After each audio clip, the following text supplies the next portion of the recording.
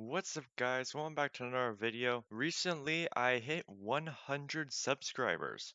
So to say thank you, today I'm going to be showing you dev mode and what you can do with it. First things first, what is RimWorld dev mode? RimWorld dev mode is essentially RimWorld's cheat system. And I know that sounds bad, but it's actually extremely useful. And if you ever become a modder or work with mods, you will definitely need to know how to do this.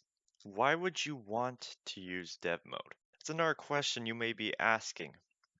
Well, in dev mode, you are able to do everything from construct buildings instantly to summon gigantic raids and explosions, or just do simple mod testing that will make your life so much easier. So there's really no reason not to use it. Now, without any further ado, let's turn it on. So if you open up your pause menu, you can go to options and here you'll see a little button called development mode. All you have to do is click the little X there and then you're good. It's on. Now if for some reason you ever clicked the permanently disabled development mode button, you'll have to do it through a different way. Don't fret because it's really not that difficult. All you have to do is go to this folder here and delete this file. Make sure you don't delete anything else or you could lose some more important things. So now that we have dev mode on, what do we do? Well, it's actually very simple. If we move up to this button here or click backslash, we can open up this big menu with all these little buttons on it. Now, this may look a bit overwhelming at first, but don't worry, it's actually quite simple. How about we try spawning something in? Let's say some pants. All we have to do is go to the apparel option down here and click pants. Now that we are selected on the pants option, all we have to do is left click to place down pants. If we right click, the option will go away. Now that we have that, let's try spawning in a weapon. All we have to do is click the weapon option here and select shotgun.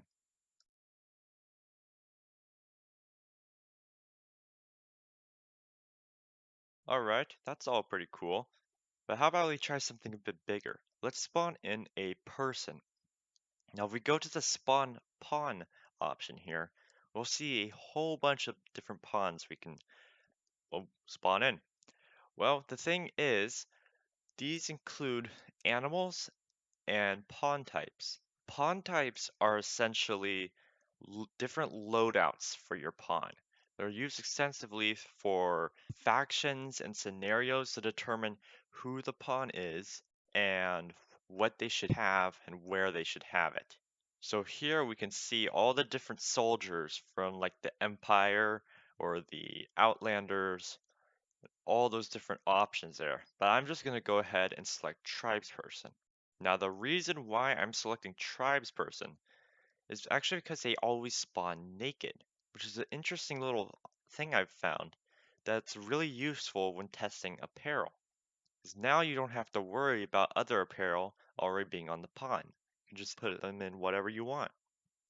Now we're going to try placing some objects and items. Down here we can see a variety of different options. These can include placing down just a single item or even an object like a tree, or placing something down with a style from ideology. We also have a couple stack options here that allow us to place things down like shells, which have stacks of 25, or meat that have stacks of 75. Now let's try changing the weather. To do this, all we have to do is go to the change weather option over here. Now something I've noticed is that you always have to click it twice. It works, but you have to always click it twice before it'll do anything. I'm not sure why.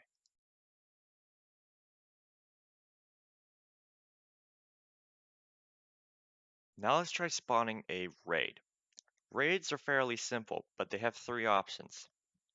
First one is raid with specifics, where we choose the faction, we choose the points, and we choose where they will come from and how they will attack. Second one is raid with faction, We can only choose the faction and the points. And then in the third one, we have raid with points. All raid with points allows you to do is choose a raid with points. You cannot choose the faction, you cannot choose how they will raid. It will just choose a faction at random. Now let's try an incident. Incidents are the same thing as events. So if we click here, we can choose an incident to happen on the map.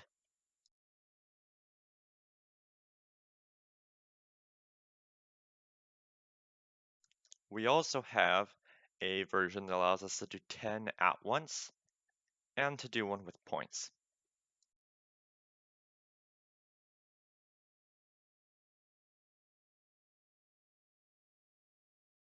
We can also generate quests by clicking the Generate Quest button.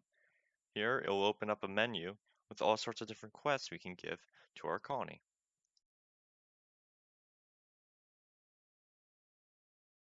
Now let's move on to destroy options. We have destroy all plants, destroy all things, and destroy clutter. Destroy clutter will destroy all of the rocks on the map. Not the rock walls, just the chunks. Destroy all plants will destroy all of the plants on the map. Anything involving plant life is just gone. This includes grass, this includes trees, bushes, all of it. Finally, we have destroy all things, which just gets rid of everything. A complete clear map button.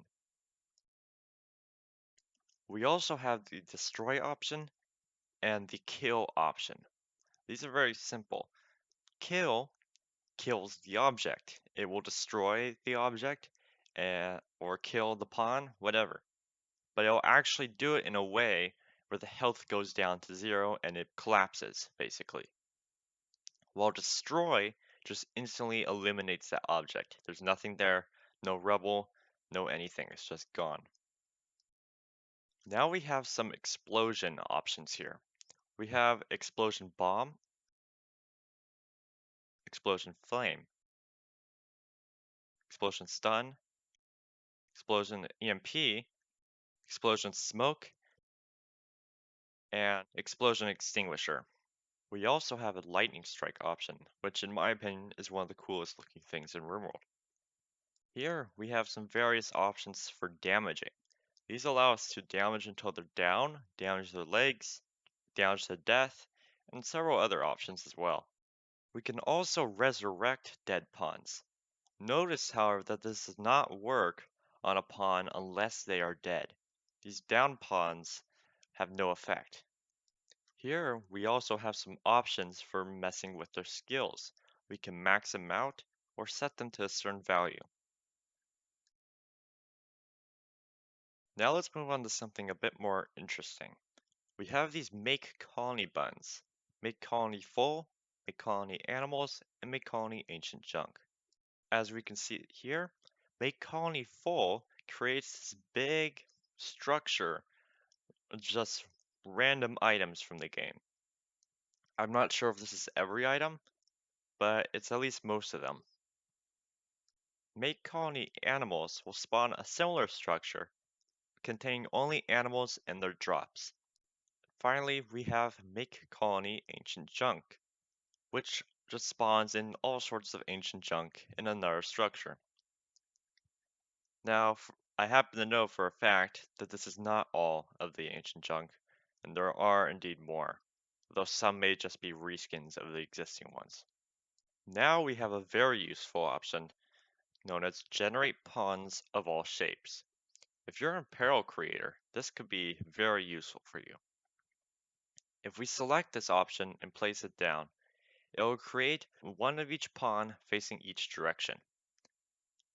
Note, if we move the pawn, they no longer face that direction, but it still works to spawn in lots all at once. We also have this very interesting option known as Battle Royale. We have a couple options here, but we're just going to choose Battle Royale all pawn kinds. As you can see, this creates all sorts of little battlefields across the planet, which if we were to go to the world map, we can actually see as these little red dots.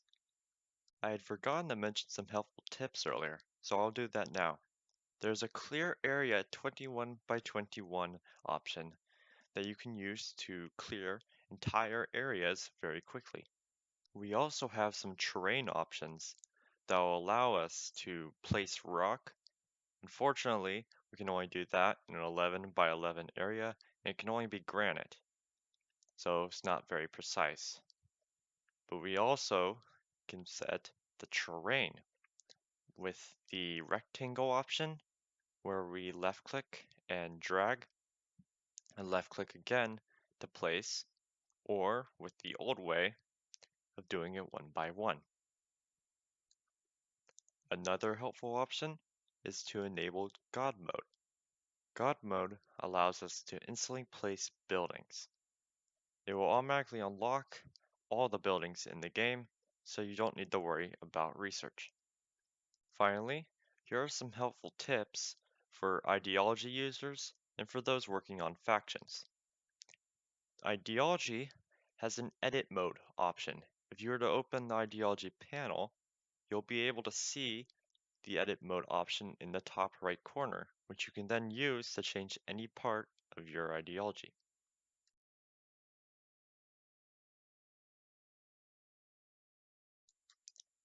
For faction makers, there is a helpful option known as Show All, also found in the top right corner of the faction menu.